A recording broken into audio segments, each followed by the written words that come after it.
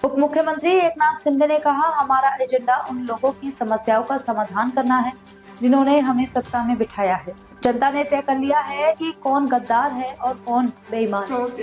सण उत्सव थांबले होते, सगळं ठप्प होतं आणि बाळासाहेबांनी सांगितलं होतं की माझी काँग्रेस होऊ देणार नाही, ज्या दिवशी होईल त्या दिवशी माझं दुकान बंद करेन। आणि म्हणून बाळासाहेबांच्या विचाराला तुम्ही पायदळी तुडवलं, त्याला तिलांजली दिली आणि काँग्रेसच्या दावणीला शिवसेना बांधण्याचं पाप केलं।